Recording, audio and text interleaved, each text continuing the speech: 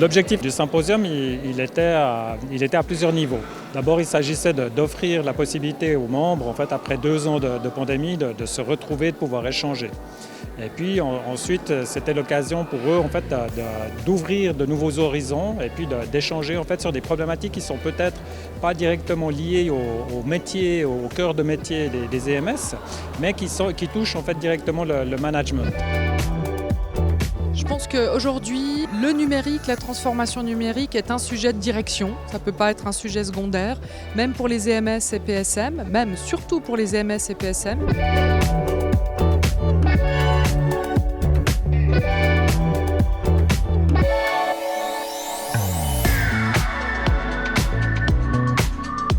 Nos principales recommandations pour gérer sa réputation en ligne, faire du monitoring de sa présence sur les différentes plateformes, les réseaux sociaux, les sites internet ou encore les applications liées à la presse. Se créer ses propres profils pour créer du contenu qui soit vraiment en lien avec l'image que vous souhaitez avoir en ligne. C'est aussi établir une bonne communication avec sa communauté directement et interagir et être à l'écoute.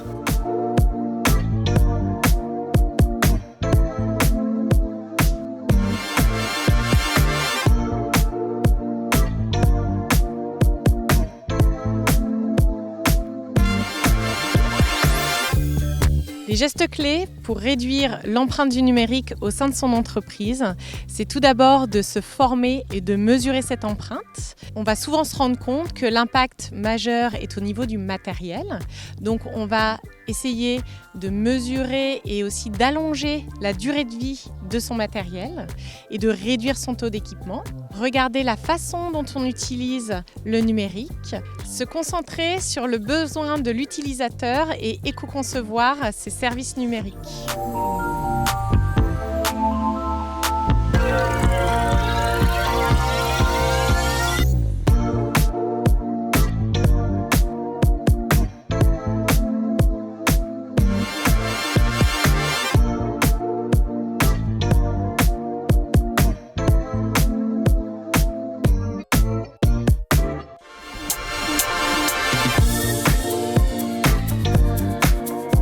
Si je devais retenir quelque chose aujourd'hui, c'est vraiment anticiper, évaluer quels sont les vrais risques que je cours aujourd'hui dans mon entreprise, évaluer aussi mon degré de préparation, ce que je dois mettre en œuvre, et puis aussi quelques petits outils pratiques pour les collaborateurs, des petites préventions qui nous permettront aussi déjà avant tout de minimiser le risque dès l'entrée.